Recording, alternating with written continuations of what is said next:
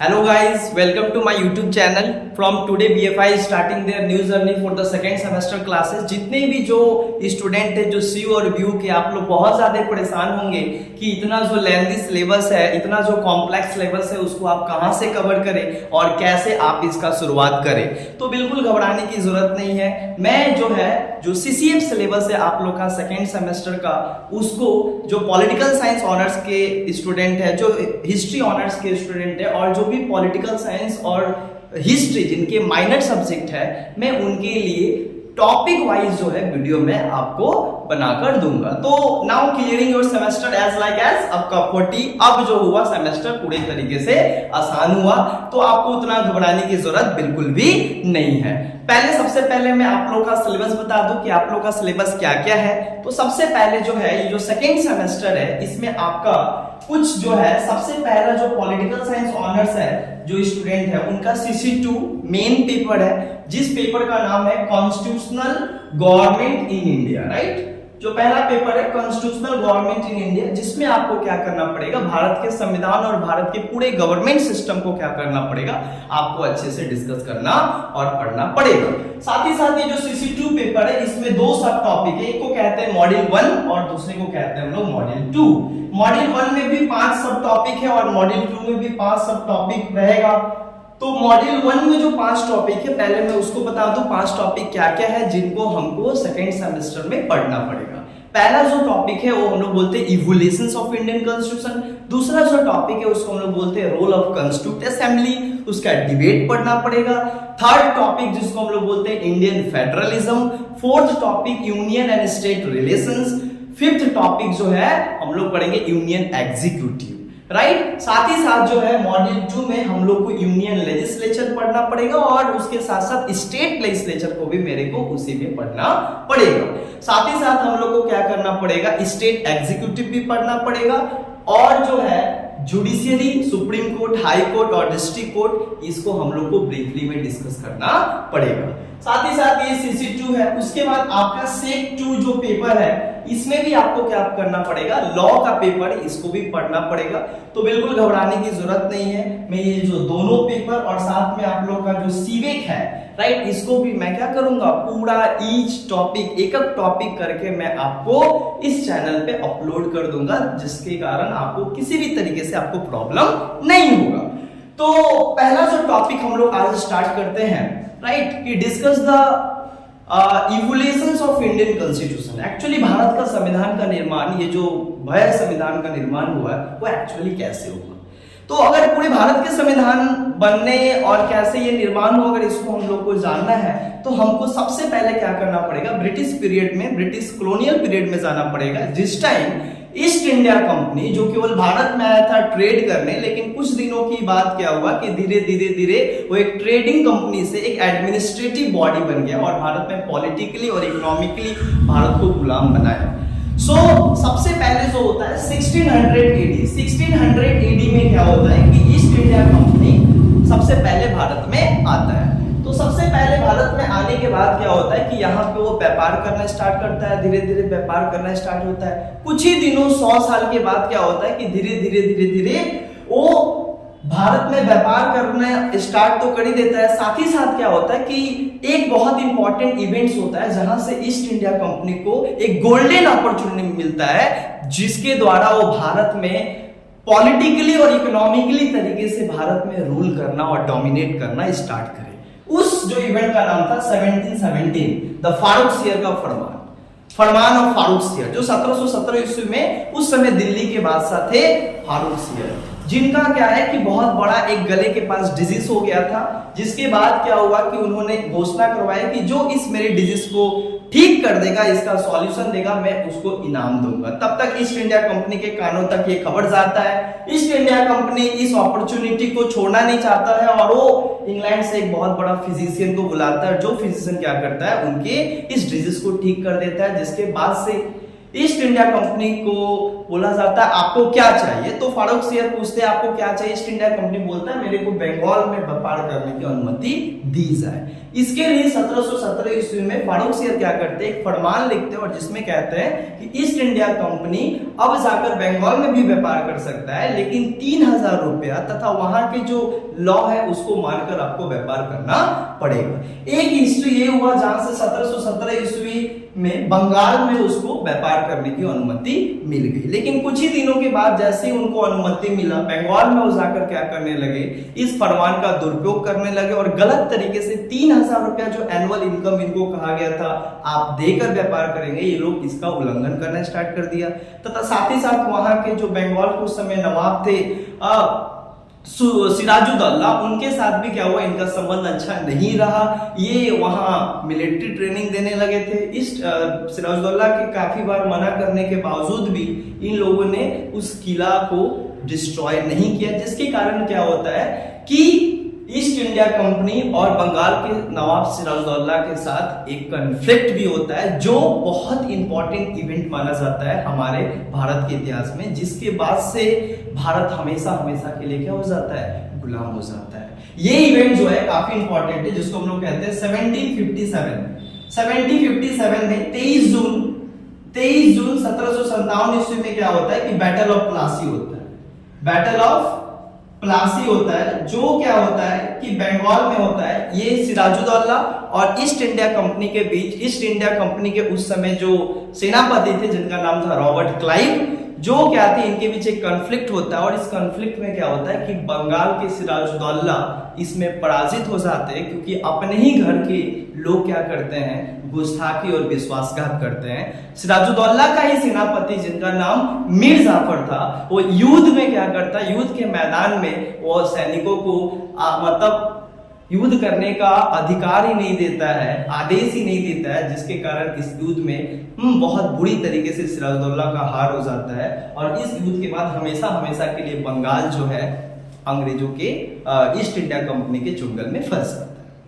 तो 1757 ईस्वी में क्या होता है कि हम लोग वेस्ट बंगाल को पूरी तरीके से क्या हुआ, वेस्ट बंगाल के ऊपर ईस्ट इंडिया कंपनी का अधिकार हो गया। ठीक कुछ दिनों के बाद क्या होता है कि 1764, this is the second most important event in our history, जिसके बाद से क्या होता है कि पूरे भारत का इतिहास पलट जाता है। और 1764 ईस्वी में भी क्या होता है कि ईस्ट इंडिया कंपनी के जो उस समय सेनापति थे रॉबर्ट क्लाइव, और 1764 ईस्वी में तो यहाँ पे जो 1764 ईस्वी जिसमें क्या होता है बैटल ऑफ बक्सर में भी क्या होता है कि एक बार फिर ईस्ट इंडिया कंपनी क्या करता है कि इस युद्ध में बंगाल के नवाब मीर कासिम, अवध के नवाब सुजाउद्दौला और दिल्ली के बादशाह शाह आलम द्वितीय तीनों मिलकर क्या कर रहे थे, एक साथ लड़ाई कर रहे थे ईस्ट इंडिया कंपनी से। लेकिन इस युद्ध में भी क्या होता है कि ईस्ट इंडिया कंपनी की जीत होती है और हमेशा हमेशा के लिए भारत इस युद्ध के बाद हमेशा के लिए ईस्ट इंडिया कंपनी के गुलाम बन जाता है। और इस तरीके से भारत में दास्ता, भारत में जो एक गुलाम पीरियड है वो भारत में स्टार्ट हो जाता है। तो ये दो सबसे इंपॉर्टेंट इवेंट जो 1757 और 1764 ईस्वी के बाद क्या होता है, भारत हमेशा हमेशा के लिए ईस्ट इंडिया कंपनी का क्या होता है, गुलाम बन जाता है। और इसके बाद ही क्या होता है, ईस्ट इंडिया कंपनी भारत में अपने पॉलिटिकली तरीके से भारत को डोमिनेट करने के लिए उन्होंने बहुत सारे लॉ बनाते, क्योंकि उनको पता था कि इतने बड़े जनसंख्या वाला देश और इतना ज्यादा कॉम्प्लेक्स कंट्री को हम मुट्ठी भर सैनिक नहीं चला सकते। इसके लिए हमको क्या चाहिए, एक स्ट्रिक्ट लॉ चाहिए। और उन्होंने लॉ बनाकर भारत पर शासन करना स्टार्ट कर दिया। और ये जो लॉ उन लोगों ने बनाया, ये लॉ काफी ज्यादा इंपॉर्टेंट रोल निभाया हमारे भारत के संविधान बनाने में।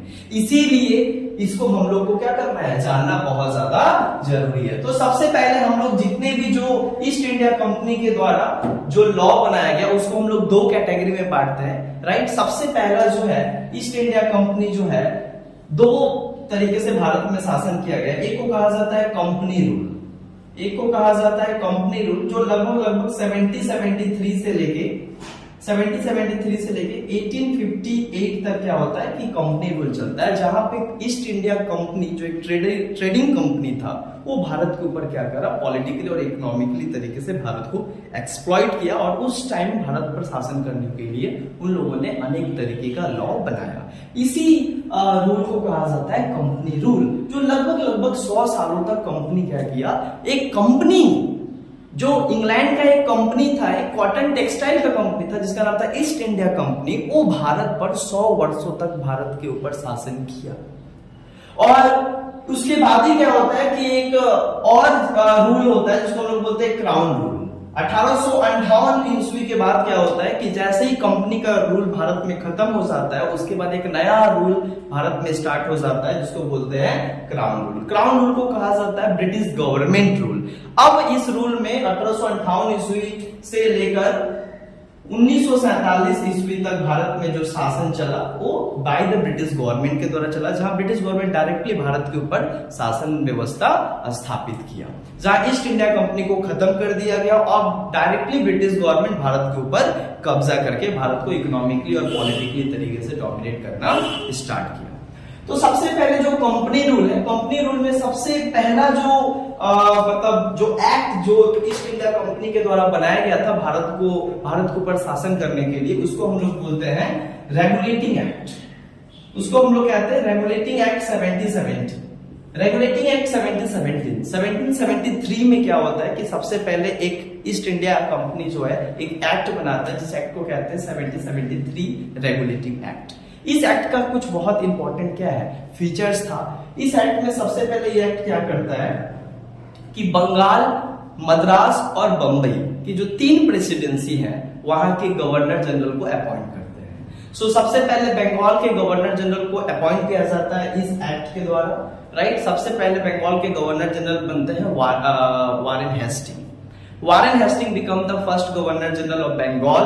इस तरीके से बंबई और मद्रास में भी गवर्नर जनरल बनाते हैं, जहां पे एकक प्रोविनेंस पे जो गवर्नर जनरल पॉलिटिकली और इकोनॉमिकली तरीके से उसको रूल करेंगे। साथ ही साथ क्या होता है कि इस एक्ट में एक और सबसे इंपॉर्टेंट चीज था रेगुलेटिंग एक्ट में।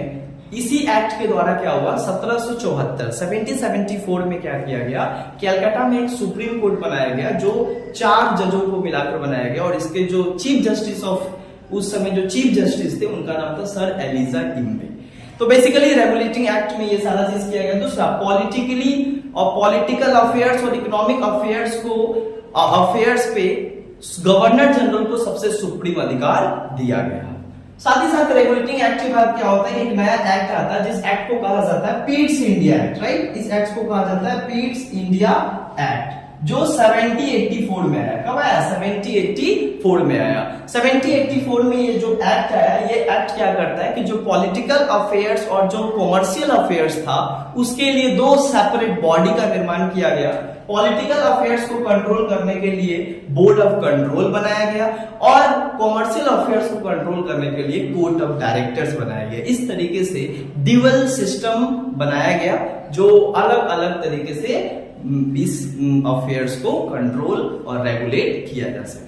तो 1784 जो पीट्स इंडिया एक्ट था, इसका काफी ज्यादा ये इंपॉर्टेंट था। ये एक्ट जो है ये गवर्नर जनरल के पावर को क्या करता है, और ज्यादा इंक्रीज कर देता है, राइट। साथ ही साथ इस एक्ट के बाद क्या होता है कि एक और एक्ट आता है जिस एक्ट को हम लोग कहते हैं चार्टर एक्ट ऑफ 1793, जिसको हम लोग बोलते हैं चार्टर एक्ट ऑफ 1793।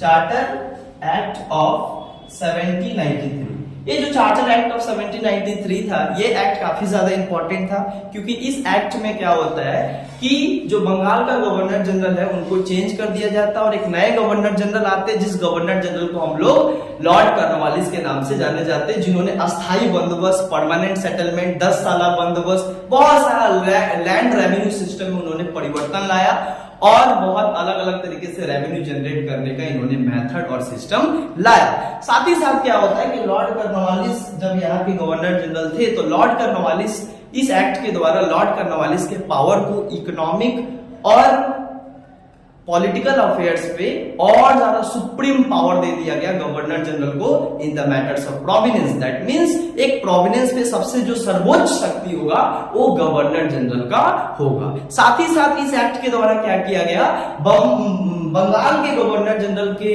जो शक्ति है उसको बढ़ा दिया गया बंबई के गवर्नर जनरल और मद्रास के गवर्नर जनरल के कंपेयर में। ये एक्ट काफी ज्यादा इंपॉर्टेंट है। ये एक्ट में एक और चीज हुआ, ये एक्ट क्या किया, 20 साल तक ईस्ट इंडिया कंपनी को मोनोपोली ट्रेड करने का अधिकार दिया गया। मोनोपोली ट्रेड कहने का मतलब होता है कि जहां पे केवल वही ईस्ट इंडिया कंपनी ही देश के बाहर क्या कर सकते हैं, व्यापार कर सकते हैं, और जितने भी मर्चेंट, लोकल मर्चेंट है, उनको अधिकार नहीं दिया गया था।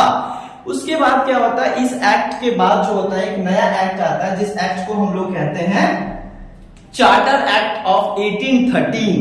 चार्टर एक्ट ऑफ 1813 जो है, charter act of 1813, charter act of 1813 जो एक्ट आता है, ये भी एक्ट क्या होता है, काफी ज्यादा इंपॉर्टेंट एक्ट होता है। इस एक्ट में क्या होता है कि ये एक्ट सबसे पहला काम क्या करता है कि जो 1793 में ईस्ट इंडिया कंपनी को मोनोपोली ट्रेडिंग करने का अधिकार दिया गया था, इसको एबॉलिश कर देता है और सभी मर्चेंट को ये अलाउ करता है कि सभी मर्चेंट जाकर क्या कर सकते हैं, व्यापार कर सकते हैं, इंटरनली एंड एक्सटर्नली। दूसरा इस एक्ट का क्या फीचर्स था, इस एक्ट में, चार्टर एक्ट ऑफ 1813 में ईसाई मिशनरियों को अलाउ किया गया कि आप भारत आकर भारत के लोगों को इनलाइटेन कर सकते हो, आप भारत के लोगों को शिक्षा दे सकते हो, राइट। यही एक्ट में क्या आया था कि 1 लाख रुपया ब्रिटिश गवर्नमेंट खर्चा करने का बात किया गया था वेस्टर्न एजुकेशन पे, राइट।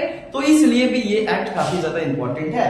इस एक्ट के बाद क्या होता है कि एक और एक्ट आता है, जिस एक्ट को हम लोग कहते हैं charter act of 1833। Charter act of 1833 जो आता है, चार्टर एक्ट ऑफ 1833, ये भी एक्ट काफी ज्यादा इंपॉर्टेंट होता है। इस एक्ट में क्या होता है कि जो बंगाल के गवर्नर जनरल थे, जो हर एक प्रोविंस के अलग अलग गवर्नर जनरल थे, इसमें क्या किया गया, हर एक प्रोविंस के गवर्नर जनरल के पोस्ट को खत्म करके भारत का एक ही गवर्नर जनरल बनाया गया, जिसको कहा जाता था गवर्नर जनरल ऑफ इंडिया।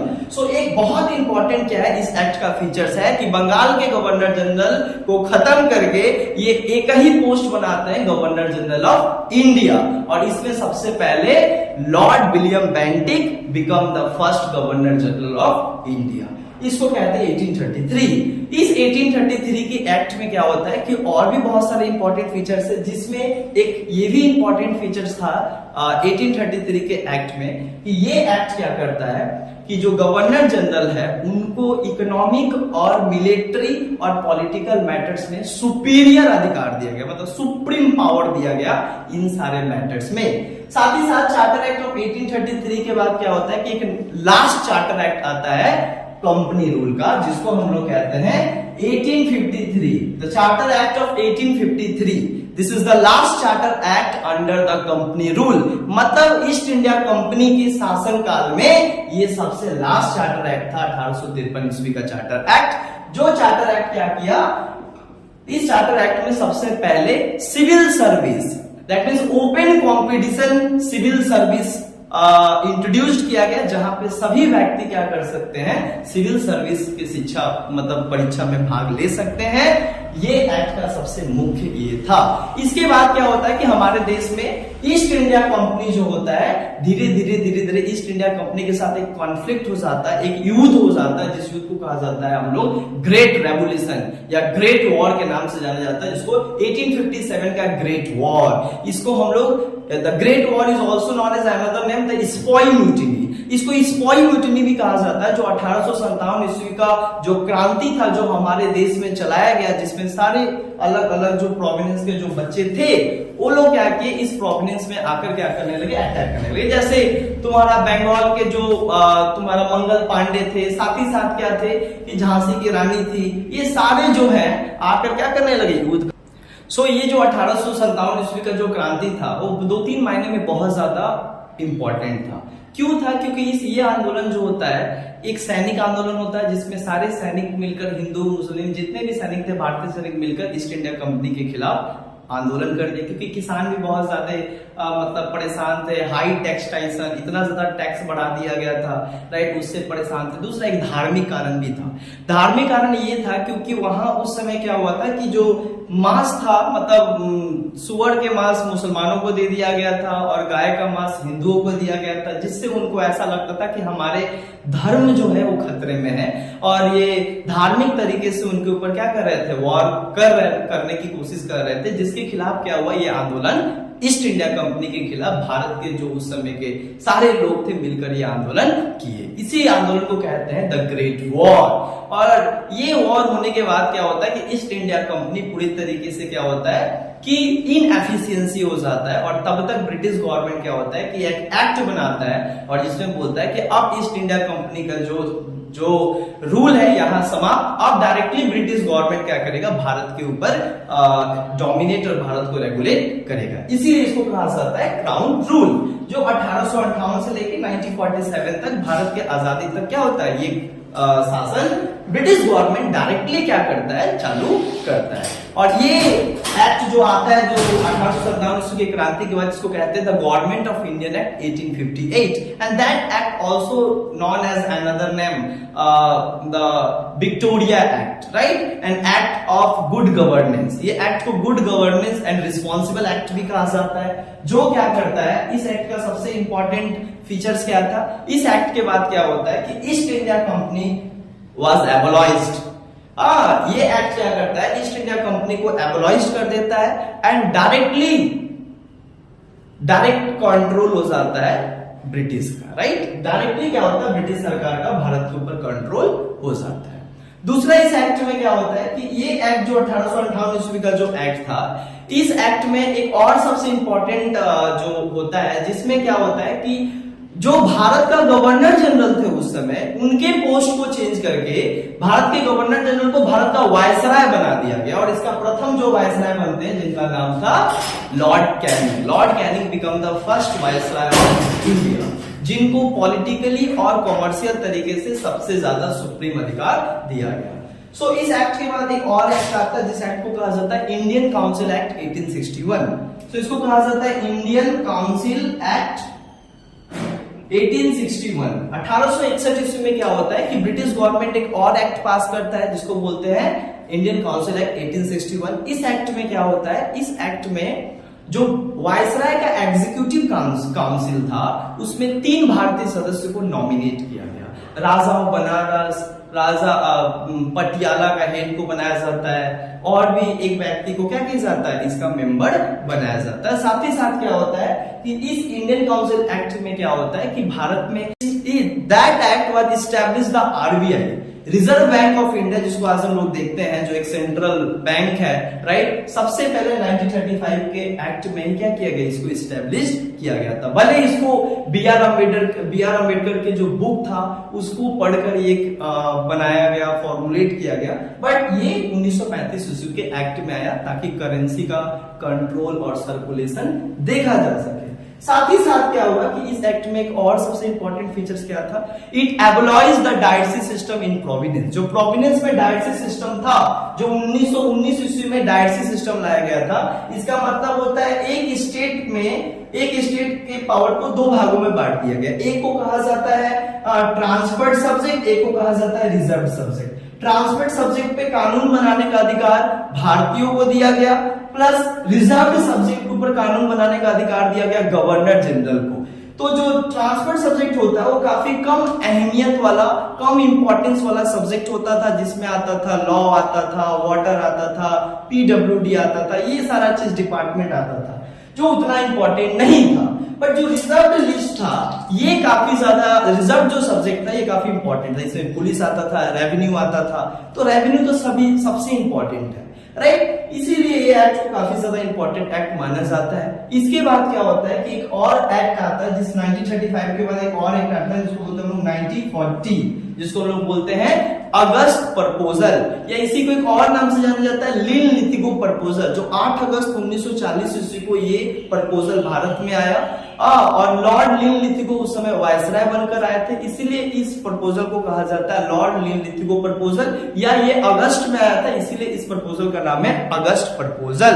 ये प्रपोजल जो है उस समय भारत में डिमांड किया जा रहा था कि हम लोग के लिए कॉन्स्टिट्यूट असेंबली का निर्माण किया जाए, जो भारत के संविधान को निर्माण करे। तो ये जो 1940 में जो लिन लिथिगो प्रपोजल आया, ये इसमें कहा गया कि हाँ, हम लोग 2 कॉन्स्टिट्यूट असेंबली का निर्माण करेंगे भारत में, जो भारत का संविधान और पाकिस्तान का संविधान बनाएगा। जो जिसके कारण क्या होता है, 1940 में इस क्रिप्स प्रपोजल, लील नीतिको प्रपोजल को, जिसको अगस्त प्रपोजल भी कहा जाता है, इसको रिजेक्ट कर दिया जाता है सारे इंडियन नेशनल कांग्रेस और जितने भी उस समय के लीडर थे, राइट। और कहा जा रहा है कि भारत में ये फूट डालने की कोशिश और भारत को बांटने का यहाँ कोशिश किया जा रहा है। साथ ही साथ 1940 ईस्वी का जब ये एक्ट रिजेक्ट हो जाता है तो एक नया एक्ट आता है, जिस एक्ट को कहते हैं क्रिप्स प्रपोजल एक्ट। इसको क्या करते हैं? Cripps proposal act. Cripps proposal act जो है 1942 में आता है। ये जो है सर स्टेफर्ड क्रिप्स, वो इस क्रिप्स मिशन का चेयरमैन बनकर आते हैं, सर स्टेफर्ड क्रिप्स। वो भारत में आकर अपना प्रपोजल देते हैं कि ब्रिटिश गवर्नमेंट आपके लिए कॉन्स्टिट्यूट असेंबली बनाएगा और भारत का संविधान भी तैयार किया जाएगा, लेकिन एक शर्त है कि सेकेंड वर्ल्ड वॉर में ब्रिटिश गवर्नमेंट को इंडिया के जितने भी लीडर है उन लोग को इस युद्ध में हम लोग को सपोर्ट करना पड़ेगा। बट गांधी बोलते ना बाबा, इस बार तो हम सपोर्ट नहीं करेंगे, क्योंकि फर्स्ट वर्ल्ड वॉर में हम सपोर्ट करके देख लिए, जालियांवाला बाग हत्याकांड, रॉलेट एक्ट, भगत सिंह मारे गए, सुखदेव मारे गए, ये लोग कितने मतलब धोखेबाज इंसान है जो बोलता है कि हाँ आजादी, हम लोग फर्स्ट वर्ल्ड वॉर के बाद तुमको आजादी दे देंगे, और आजादी के नाम पे हमको कुछ नहीं दिया। आजादी के नाम पे हम लोग को जालियांवाला बाग हत्याकांड, 10,000 लोग मारे गए, हमारे कितने क्रांतिकारी लोग मारे गए। तो गांधी को पता था कि नहीं, गांधी बोलने लगे वी वांट इमीडिएट फ्रीडम, हम किसी से सहायता लेना नहीं है, हम लोग को जल्द से जल्द भारत को स्वतंत्र करवाना है, क्योंकि उस समय सेकेंड वर्ल्ड वॉर चल रहा था और जापान बहुत तेजी से क्या कर रहा था, आगे बढ़ रहा था और सिंगापुर को जीत लिया, बर्मा को जीत लिया, और ब्रिटिश अब डायरेक्ट भारत के ऊपर आक्रमण करने वाला था। इसीलिए बहुत ज्यादा जरूरी था कि भारत को उस समय इंडिपेंडेंट करना। तो ये एक्ट आता है, बोलता है कि सेकेंड वर्ल्ड वॉर में अगर आप मेरे को साथ देते और हम लोग जीत जाएंगे तो हम तुम्हारे लिए एक कॉन्स्टिट्यूट असेंबली बनाएंगे, जो इसको रिजेक्ट कर दिया गया। क्रिप्स प्रपोजल को गांधी तो यहां तक कह दिए कि गैर मियादी हुंडी है, इल फेटेड प्रपोजल है, हाँ, तो इसको रिजेक्ट कर दिया जाता है। उसके बाद क्या होता है कि 1942 में इसी के बाद क्या होता है कि भारत में तुम्हारा क्विट इंडियन मूवमेंट स्टार्ट हो जाता है, भारत छोड़ो आंदोलन स्टार्ट हो जाता है, हाँ, और बहुत भव्य आंदोलन स्टार्ट हो जाता है। साथ ही साथ उस समय INA movement Netaji Subhash Chandra Bose lead करना स्टार्ट कर देते हैं और बाहर से भारत को आजाद करने की कोशिश करते हैं। साथ ही साथ भारत में क्या होता है, रॉयल इंडियन नेवी 1946 बंबई में तलवार जहाज में रॉयल इंडियन नेवी स्टार्ट हो जाता है और हर तरीके से भारत में नेशनलिस्ट मूवमेंट और रेवोल्यूशन स्टार्ट हो जाता है, जो ब्रिटिश गवर्नमेंट के कमर को तोड़ देता है। और एक और सबसे इंपॉर्टेंट घटना होता है 1945 में कि इंग्लैंड में क्या होता है, इलेक्शन होता है और लेबर पार्टी क्या होता है, वहां जीत जाता है और लेबर पार्टी के नया प्रधानमंत्री बनते हैं क्लेमेंट एटली, जो आप बोलते हैं कि अब भारत में पुलिस और सैनिक के द्वारा भारत के ऊपर शासन करना इम्पॉसिबल है, क्योंकि जिस देश के अंदर राष्ट्रवाद की भावना, जिस देश के अंदर लोग अब राष्ट्रवाद की भावना और देश के लिए मर मिटने के लिए तैयार है, उस देश को हम लोग ज्यादा दिन तक अब हम लोग गुलाम बना के नहीं रख सकते हैं। और कुछ इंटरनेशनल ऑर्गेनाइजेशन का भी दबाव था, यूएनओ उस समय क्रिएट हो गया था, जो कहता था कि नहीं डी कॉलोनाइजेशन जल्दी करो। तब ये सारा चीज बैकग्राउंड को देखते हुए 1946 में क्या होता है, 24 मार्च 1946, ये डेट बहुत याद रखना, 24 मार्च 1946 ईस्वी में क्या होता है कि क्लेमेंट एटली ब्रिटिश प्राइम मिनिस्टर अपने 3 कैबिनेट मिनिस्टर को रखकर एक कमीशन बनाते हैं, जिस कमीशन का नाम है कैबिनेट मिशन। इसका मकसद ही था जाकर भारत में क्या करना, कॉन्स्टिट्यूट असेंबली बनाना, जो भारत के संविधान को बनाए। और यही कैबिनेट मिशन 1946 ईस्वी में भारत आता है और भारत में कॉन्स्टिट्यूट असेंबली बनाने की बात करता है और बोलता है कॉन्स्टिट्यूट असेंबली कैसे बनेगा, उसका सारा बताता है। Universal adult franchise system plus सारे देश में इलेक्शन करवाया जाएगा, उसके बाद जो चुनकर मेंबर आएंगे वो भारत के कॉन्स्टिट्यूट असेंबली बनेगा और कॉन्स्टिट्यूट असेंबली में भारत के संविधान कैसे बनाया जाएगा इसके बारे में डिस्कस किया जाएगा। तो यहां तक हम लोग का जो पहला क्वेश्चन था ये खत्म हुआ कि किस तरीके से भारत का संविधान एक्चुअली तैयार हुआ, इवोल्यूशन ऑफ इंडियन कॉन्स्टिट्यूशन। तो ये काफी ज्यादा इंपॉर्टेंट एक्ट था, जो अब हम लोग नेक्स्ट क्वेश्चन जो है नए वीडियो में हम लोग पढ़ेंगे, जिसको पढ़ेंगे role of constitute assembly in the framing of Indian constitution. समझ में आया? तो अभी के लिए गुड बाय। लागू किया जाता है जो ब्रिटिश गवर्नमेंट के द्वारा बनाया गया था, जिसको हम लोग बोलते हैं आईपीसी। सो आईपीसी का धारा भी क्या होता है कि भारत में इसी टाइम पे लागू होता है और इसका उतना कुछ इंपॉर्टेंस नहीं था। साथ ही साथ जो इंडियन काउंसिल एक्ट के बाद जो दूसरा एक्ट आता है, जिस एक्ट को हम लोग कहते हैं Indian council act 1892, Indian council act 1892, ये काफी इंपॉर्टेंट एक्ट रहा। इस एक्ट में क्या होता है कि भारतीयों की उस समय जो मांग हो रहा था कि जो लेजिस्लेटिव असेंबली मतलब जो लेजिस्लेटिव काउंसिल बनाया गया था, जहां भारतीयों के लिए कानून बनाया जाएगा, उसमें भारतीयों का प्रतिनिधित्व होना चाहिए, उसमें भारतीयों का रिप्रेजेंटेटिव होना चाहिए, जिसमें भारत खुद भाग लेना चाहते थे। इसको लेकर क्या होता है कि इस एक्ट में क्या होता है कि कुछ भारतीयों को क्या किया जाता है कि इस एक्ट के तहत उनको लेजिस्लेटिव काउंसिल का मेंबर बनाया जाता है और इसमें क्या होता है कि इलेक्शन करवाया जाता है। तो 1892 इसलिए भी इंपॉर्टेंट है क्योंकि इसमें सबसे पहले क्या होता है कि इलेक्शन करवाया जाता है और इलेक्शन के बेसिस पे लेजिस्लेटिव काउंसिल में भारतीय व्यक्ति को, भारतीय रिप्रेजेंटेटिव को भेजा जाता है। साथ ही साथ 1892 ईस्वी के बाद जो सबसे इंपॉर्टेंट एक्ट आया क्राउन रूल में, उस एक्ट को कहा जाता है Indian council act 1909। This is very very important act, the Indian council act 1909। That act was also known as another name modelling act. इसको मॉडलिंग एक्ट भी कहा जाता है क्योंकि ब्रिटिश गवर्नमेंट दो व्यक्ति को इस एक्ट के नाम से आया था। एक का नाम था सेक्रेटरी ऑफ स्टेट, मॉर्ली जो था इसको कहते हैं सेक्रेटरी ऑफ स्टेट, और जो मिंटो था वो उसको भारत का वायसराय बनाकर भेजा गया, इसीलिए इस एक्ट का भी नाम पड़ गया मॉडले मिंटो एक्ट। ये एक्ट बहुत ज्यादा इंपॉर्टेंट था। क्यों इंपॉर्टेंट था? क्योंकि इस एक्ट में क्या होता है, सबसे पहले सेपरेट इलेक्टोरेट को इंट्रोड्यूस किया जाता है। ये एक्ट क्या होता है कि भारत में एक प्रतिनिधित्व प्रणाली की क्या करता है, शुरुआत करता है, जहां पे कम्युनिटी बेस्ड इलेक्शन का बात किया जाता है, जहां जितना ज्यादा बहुमत का समुदाय होगा वो समुदाय क्या करेगा, अपने प्रतिनिधि को चूज करेगा। ये दूसरा 1909 के एक्ट में क्या होता है, ये एक्ट क्या होता है कि लेजिस्लेटिव काउंसिल में जो भारतीय सदस्य हुए, जो पहले 16 था उसकी सदस्य बढ़ाकर 60 कर दिया गया। तो ये काफी ज्यादा इंपॉर्टेंट एक्ट था 1909, जिसमें क्या किया गया, यही एक्ट था जिसमें सबसे पहले वोट देने का अधिकार दिया गया। लेकिन उन्हीं सब व्यक्ति को वोट देने का अधिकार दिया गया जो प्रॉपर्टी होल्डर थे, जो टैक्स उस समय भरते थे, या जो उस समय गवर्नमेंट एम्प्लॉय थे, उनको ही केवल वोट देने का अधिकार था। साथ ही साथ इस एक्ट के बाद क्या होता है कि एक नया एक्ट आता है जिसको कहते हैं गवर्नमेंट ऑफ इंडियन एक्ट 1919। इसको कहा जाता है government of Indian act 1919, and the government of Indian Act 1919 was also known as another name Montagu-Chelmsford Reform, because ये जो एक्ट आता है वो दो व्यक्ति के नाम पे आता है, दो व्यक्ति लेकर आते हैं। एक का नाम है मॉन्टेग्यू कौन थे, सेक्रेटरी ऑफ स्टेट थे, और जो चेम्सफोर्ड थे उनको भारत का वायसराय बनाकर भेजा गया था। इसीलिए इन दोनों एक्ट का ये जो एक्ट है इसको मॉन्टेग्यू-चेम्सफोर्ड रिफॉर्म भी कहा जाता है, क्योंकि ये दो व्यक्ति ही लाए थे, राइट। तो ये एक्ट किस लिए इंपॉर्टेंट है, इस एक्ट में सबसे बड़ा चीज क्या होता है कि इस एक्ट में मतलब भारत का जो उस समय मतलब 1926 में क्या होता है कि फेडरल पब्लिक सर्विस कमीशन की स्थापना किया जाता है, राइट, जिसको आज हम लोग यूपीएससी कहते हैं, जो 1947 में नाम चेंज किया गया। लेकिन सबसे पहले 1919 ईस्वी के एक्ट में ही क्या किया गया, इसका नाम रखा गया federal public service commission, right, जिसको आज हम लोग यूपीएससी के नाम से जाना जाता है।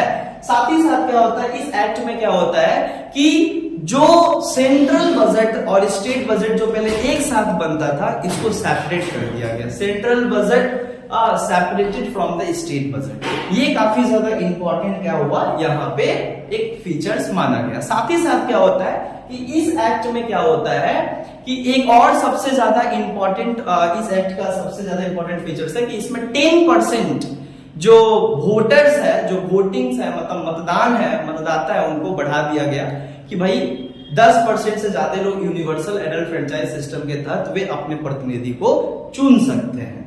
साथ ही साथ 1919 ईस्वी के एक्ट के बाद क्या होता है कि एक और नया एक्ट आता है, जिस एक्ट को कहते हैं the government of Indian act 1935।